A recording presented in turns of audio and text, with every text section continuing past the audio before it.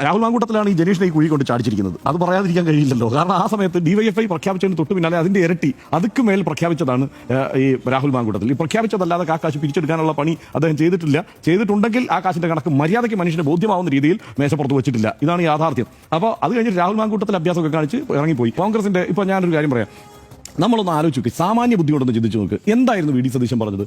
ഞങ്ങൾ അവിടെ ഇതാ പണി ആരംഭിച്ചിരിക്കുന്നതല്ലേ, മലയാളമല്ലേ കേട്ടത് നമ്മളെല്ലാവരും. അവിടെ പണി ആരംഭിച്ചിരിക്കുന്നതല്ലേ.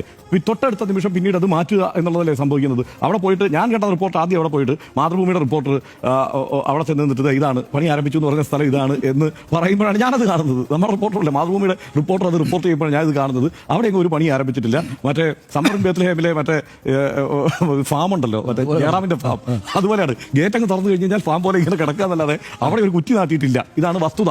അപ്പൊ എന്നിട്ടും അവിടെ കെട്ടിടം എല്ലാം പണി ആരംഭിക്കുന്നു എന്നൊക്കെ പറഞ്ഞ് തെരഞ്ഞെടുപ്പ് കാലത്ത് അങ്ങനെ കിടന്നുരുണ്ട് ആ കടമ്പയൊന്ന് കടത്തി തൽക്കാലം, തെരഞ്ഞെടുപ്പ് എന്നുള്ള കടമ്പ.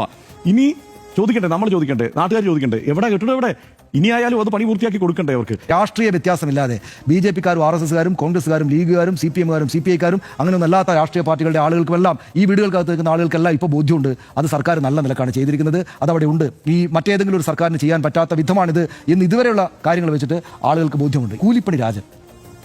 പക്ഷേ കൂലിപ്പണി എന്ന് വെച്ചാൽ ഇവരെന്താ വിചാരിക്കുന്നത്? ഒരു കമ്മ്യൂണിസ്റ്റുകാരനോട്, കെ രാജനെ പോലെ ഒരാളോട് അയാളെ കൂലിപ്പണി എന്ന് ചേർത്ത് വിളിച്ചാൽ അയാൾ പരിഹസിക്കപ്പെടുന്നതാണോ ചാണ്ടി ഉമ്മനും ജനീഷ് കുമാറും വിചാരിക്കുന്നത്? ജനീഷ് കുമാർ വിളിച്ചില്ലെന്ന് തോന്നുന്നു. കാരണം ജനീഷ് കുമാർ അല്ലെങ്കിലും അത്ര ചുറ്റുപാട് വരുന്ന ആളാണ്. ജനീഷ് കുമാർ അങ്ങനെ വിളിച്ചില്ല. ജനീഷ് കുമാറില്ല, ജനീഷ് വിളിച്ചില്ല.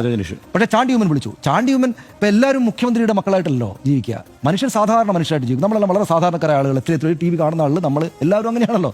അപ്പോൾ കൂലിപ്പണി രാജൻ എന്ന് വിളിച്ചിട്ട് കെ രാജനെ അങ്ങ് പരിഹസിച്ചേക്കാം എന്ന് വിചാരിക്കുന്നത് ഒരു തവളയെ വെള്ളത്തിൽ മുക്കി കൊന്നുകളയാം, അല്ലെങ്കിൽ ഒരു മീനിനെ വെള്ളത്തിൽ മുക്കി കൊന്നുകളയാം എന്ന് വിചാരിക്കുന്ന പോലെയാണ്.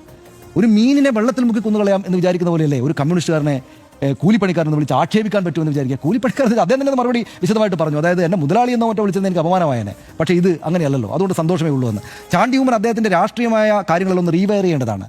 എല്ലാ മനുഷ്യരും മുഖ്യമന്ത്രിമാരുടെ മക്കളായിട്ടല്ല ജീവിക്കുന്നത്, സാധാരണക്കാരായ മനുഷ്യരായിട്ട്, കൂലിപ്പണിക്കാരായിട്ട്. അദ്ദേഹത്തിൻ്റെ പുതുപ്പള്ളി, അദ്ദേഹത്തിൻ്റെ പിതാവിൽ നിന്ന് അദ്ദേഹത്തിന് കിട്ടിയിരിക്കുന്ന, ഉറപ്പായിട്ടും ജയിക്കുമെന്ന്, അതുകൊണ്ട് ഫ്ലക്സ് ഒന്നും വെക്കേണ്ടതില്ല, ഞാൻ ഇങ്ങനെ ജയിച്ചോളാം സൈക്കിൾ ഓടിച്ചിരുന്ന് വിചാരിക്കാവുന്ന, അങ്ങനെ പിതൃദാനമായിട്ട് കിട്ടിയിരിക്കുന്ന ഈ മണ്ഡലത്തെ അനുഭവിക്കുന്ന ചാണ്ടി ഉമ്മൻ വിചാരിക്കേണ്ട ഒരു കാര്യം, അദ്ദേഹത്തിന് വോട്ട് ചെയ്യുന്ന എത്രയോ മനുഷ്യർ കൂലിപ്പണിക്കാരാണ്, എത്രയോ മനുഷ്യർ കൂലിപ്പണിക്കാരാണ്. അപ്പോൾ ആ കൂലിപ്പണിക്കാരൻ എന്ന ജോലി പദവിയെ ഒരാളെ അധിക്ഷേപിക്കാനായിട്ട് ഉപയോഗിക്കുകയാണ്. അത് ചാണ്ടി ഉമ്മന് മുതിർന്ന രാഷ്ട്രീയ നേതാവല്ലേ, അദ്ദേഹം ഇത്രയും കാലത്ത് ഇതിൽ പ്രവർത്തിച്ചു വന്നല്ലേ, ഇപ്പം ചെറിയ കുട്ടിയൊന്നുമല്ലല്ലോ. അപ്പോൾ അത് പ്രയോഗിക്കാൻ പാടില്ല. ഞാൻ കൂലിപ്പണിക്കാരൻ എന്ന് പറഞ്ഞൊരു ഒരാളെ അധിക്ഷേപിക്കാൻ പാടില്ലായിരുന്നു. ഒരാളെ അധിക്ഷേപിക്കാനായിട്ട് കൂലിപ്പണിക്കാരൻ എന്ന പ്രീഫിക്സ് ഞാൻ ചേർക്കരുതായിരുന്നു എന്ന് മനസ്സിലാക്കാനുള്ള രാഷ്ട്രീയ ബോധം അദ്ദേഹത്തിന് ഉണ്ടാകുന്നതാണ്. അതില്ലെങ്കിൽ അദ്ദേഹം അത് പഠിക്കാനേ ഉള്ളൂ. അത് വൈകിട്ടില്ല ശ്രീ ചാണ്ടി ഉമ്മൻ. അതായത് ഇതാണ് രാഷ്ട്രീയം എന്ന് അദ്ദേഹം ശരിക്കും മനസ്സിലാക്കേണ്ടതാണ്. ഏതായാലും കെ രാജനും ഈ പ്രൊജക്റ്റുമൊക്കെ ഉണ്ടാക്കിയിരിക്കുന്ന ഒരു രാഷ്ട്രീയ ഗരിമയെ അതിൻ്റെ മുകളിലേക്ക് ചെളിവാരി എറിയാം എന്ന് വിചാരിച്ചാൽ നടക്കുകയില്ല. അതായത് ഈ സാമാന്യ ബോധം കൊണ്ട് കാര്യങ്ങളെ അളക്കുന്ന മുഴുവൻ മനുഷ്യർക്കും രാഷ്ട്രീയ വ്യത്യാസമില്ലാതെ ഇതൊരു അതിഗംഭീരമായിട്ടുള്ള സംഭവമാണ് എന്ന് തന്നെ പറയൂ. എനിക്ക് യാതൊരു സംശയക്കാര്യത്തിലില്ല.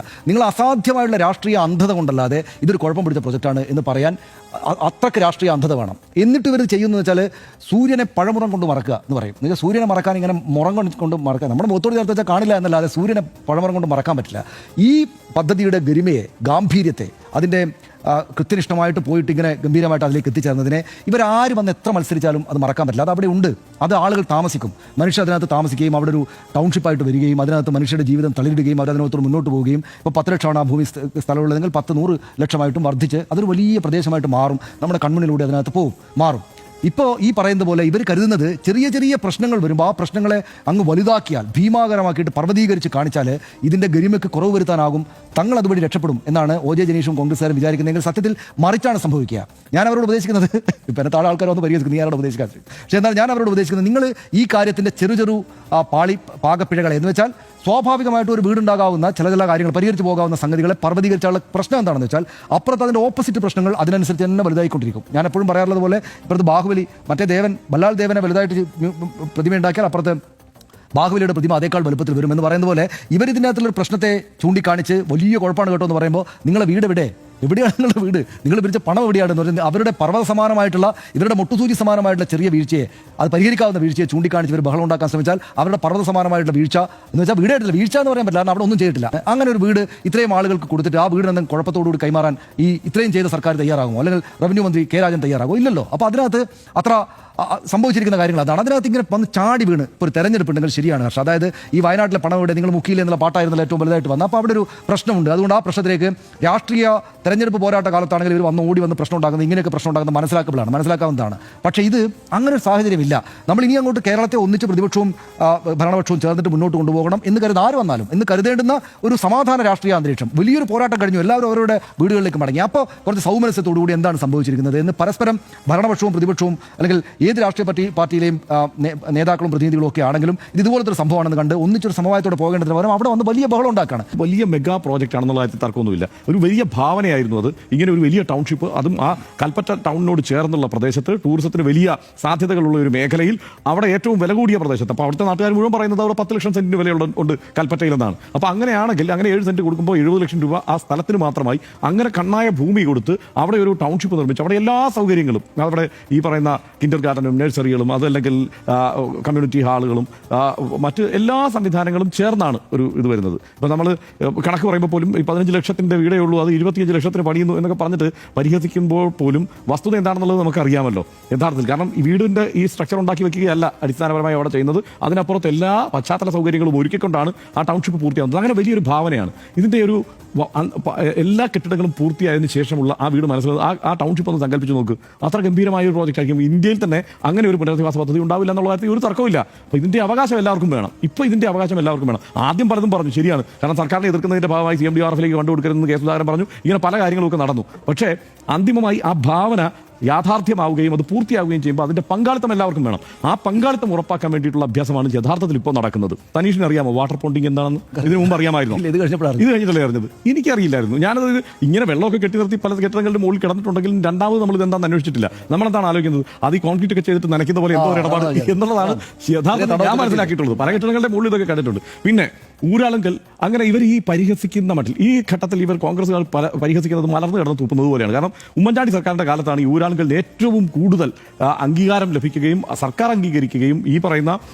എന്താണ് ഉപാധികളില്ലാത്ത പ്രോജക്റ്റുകൾ അനുവദിക്കാൻ തക്കവണ്ണം അവർക്കുള്ള ഈ മറ്റ് നിബന്ധനകളല്ല, മറ്റ് സ്ഥാപനങ്ങൾക്കുള്ള നിബന്ധനകൾ പലതും എടുത്തു കളഞ്ഞതും ഒക്കെ, അതായത് അതിന് ടെൻഡർ വിളിക്കാതെ തന്നെ അവർക്ക് പ്രോജക്റ്റ് കൊടുക്കാമെന്നുള്ള നിലയ്ക്കുള്ള തീരുമാനമെടുത്തത് ഉമ്മൻചാണ്ടി സർക്കാരാണ്. അത് ഇവർ CPM-ന്റെ സൊസൈറ്റി ആയതുകൊണ്ട് തീരുമാനിച്ചതാണോ? പിന്നെ CPIM-ന്റെ സൊസൈറ്റി എങ്ങനെയാണ് പറയാൻ കഴിയുക? ഇത് വാഗ്ഭടാനന്ദൻ തുടങ്ങി വെച്ച ഒരു പ്രസ്ഥാനമാണ് ഈ ഊരാളുങ്കൽ സൊസൈറ്റി. അപ്പോൾ ആ ഊരാളുങ്കൽ സൊസൈറ്റി തൊഴിലാളികളുടെ സംഘടനയാണ് എന്നുള്ളത് വാസ്തവമാണ്. പല കാലങ്ങൾ കൊണ്ട് അതിനകത്ത് ധാരാളം CPIM-കാരുണ്ട്, ഉൾപ്പെട്ടിട്ടുണ്ട്. കാരണം ഒരു തൊഴിലാളി പ്രസ്ഥാനമാണ് ഈ ഊരാളുങ്കൽ ലേബർ സൊസൈറ്റി എന്നുള്ളത്. അതിൽ ധാരാളം തൊഴിലാളി പ്രസ്ഥാനത്തിന്റെ ഭാഗമായി നിൽക്കുന്ന ഒരു സംഗതി എന്നുള്ളത് കൊണ്ട് തന്നെ CPIM-ന്റെ പ്രവർത്തകർ പലരും ഉൾപ്പെട്ടിട്ടുണ്ടാവാം. അവർക്ക് എല്ലാ സൊസൈറ്റികളും അങ്ങനെയല്ലേ നാട്ടിൽ? സൊസൈറ്റികൾ പരസ്പരം അങ്ങോട്ടും ഇങ്ങോട്ടും പിടിച്ചെടുക്കാറില്ലേ? ഇവരും കുറച്ച് ആളുകളെയൊക്കെ ചേർത്ത് ഇവർക്ക് വേണമെങ്കിൽ കോൺഗ്രസിൻ്റെ അത് പിടിച്ചെടുത്തുകൂടെ? തെരഞ്ഞെടുപ്പിലൂടെയാണല്ലോ ഒരു സൊസൈറ്റിയുടെ അധികാരം ആർക്കാണെന്ന് നിശ്ചയിക്കപ്പെടുക. ഊരാളുങ്കൽ ലേബർ കോൺട്രാക്ട് സൊസൈറ്റി ഏറ്റവും ശ്ലാഘനീയമായ നിലയിൽ എല്ലാ പ്രോജക്റ്റുകളും ഏറ്റെടുത്ത് നടപ്പാക്കുന്ന ഒരു സംവിധാനമാണെന്നുള്ളത് നമുക്ക് ഉറപ്പാണ്. ഈ UDF സർക്കാർ മാറി, അല്ല ഈ LDF സർക്കാർ മാറി UDF സർക്കാർ വന്നാലും ഉമ്മൻചാണ്ടി പരിഗണിച്ചതുപോലെ ഇവരെ പരിഗണിക്കും. അല്ലാതെ ഇവിടെ ഈ പറഞ്ഞത് പാലാരിവട്ടം പാലം പണിതവരെ പരിഗണിക്കുമോ? ഇനി പരിഗണിക്കാൻ കഴിയുമോ? അല്ലെങ്കിൽ അതിൽ അഴിമതി ഉണ്ടാവണം. ഈ അഴിമതി ഇല്ലാതെ ഒരു പദ്ധതി പൂർത്തിയാക്കുന്ന പ്രസ്ഥാനമായി ഊരാളുങ്കലിനെ കരുതുന്നത് കൊണ്ടാണ് ഇത് ഇവർ അനുവദിക്കുന്നത്. അപ്പോൾ ഈ സമയത്ത് ഈ രാഷ്ട്രീയം കളിക്കുന്നത് ശരിയല്ല എന്നുള്ള കാര്യത്തിൽ എനിക്ക് യാതൊരു തർക്കവുമില്ല. കാരണം അല്ലെങ്കിൽ ഈ കാര്യത്തെക്കുറിച്ചുള്ള ബോധം ഇവർക്ക് ഉണ്ടാവണമായിരുന്നു. ഇപ്പോൾ 80 തരത്തിലുള്ള സുരക്ഷാ പരിശോധനകൾ അല്ലെങ്കിൽ ഈ പറയുന്ന ഗുണമേന്മ പരിശോധന നടത്തിയിട്ടാണ് ഈ കെട്ടിടങ്ങൾ കൈമാറാൻ ഇവർ തീരുമാനിച്ചിരിക്കുന്നത്. ആ സാധ്യതയെല്ലാം പരിശോധിക്കുന്നുണ്ട്. അപ്പോൾ ആ പരിശോധനയ്ക്കിടയിൽ ഉണ്ടാവുന്ന ഒരു ചോർച്ച ഇവർ കണ്ടെത്തുന്നു, അത് പരിഹരിക്കാൻ ശ്രമിക്കുന്നു.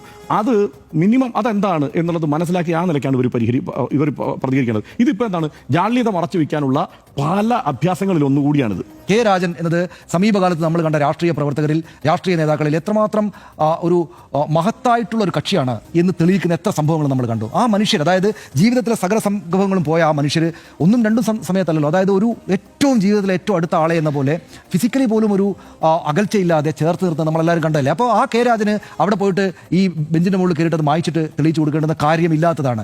അത് അദ്ദേഹത്തിന് വേണ്ടി ആ ടൗൺഷിപ്പ് പ്രൊജക്റ്റും ആ മനുഷ്യരുടെ ഹൃദയങ്ങളും സംസാരിച്ചുകൊള്ളും.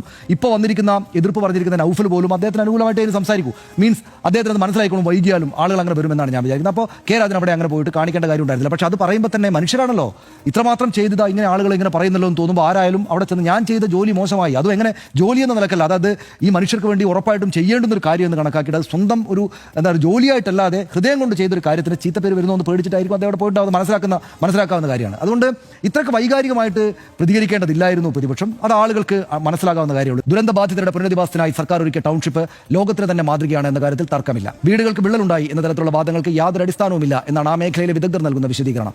കോൺക്രീറ്റ് ഉണങ്ങുന്ന സമയത്തുണ്ടാകുന്ന ഷ്രിങ്കേജ് ക്രാക്കുകൾ മാത്രമാണിതെന്നും കെട്ടിടത്തിന്റെ ബലത്തെ ഒരു തരത്തിലും ബാധിക്കില്ലെന്നും അധികൃതർ അറിയിച്ചിട്ടുണ്ട്. ഉടമസ്ഥർക്ക് വീടുകൾ നൽകുന്നതിന് മുമ്പ് ഊരാളുങ്കലും സർക്കാരിന്റെ കിഫ്കോണും ചേർന്ന് പരിശോധന നടത്താനുള്ള തീരുമാനവും സ്വാഗതാർഹമാണ്. പിന്നീട് വീടുകൾക്ക് ഏതെങ്കിലും തരത്തിലുള്ള പ്രശ്നങ്ങൾ ഉണ്ടായാൽ 5 വർഷം വാറണ്ടിയും സംസ്ഥാന സർക്കാർ ഉറപ്പ് നൽകിയിട്ടുണ്ട്. വയനാടിന്റെ അതിജീവനത്തിന്റെ അടയാളമായി സംസ്ഥാന സർക്കാരിന്റെ ഈ മാതൃകാ ടൗൺഷിപ്പിനെ ചരിത്രത്തിൽ അടയാളപ്പെടുത്തുക തന്നെ ചെയ്യും.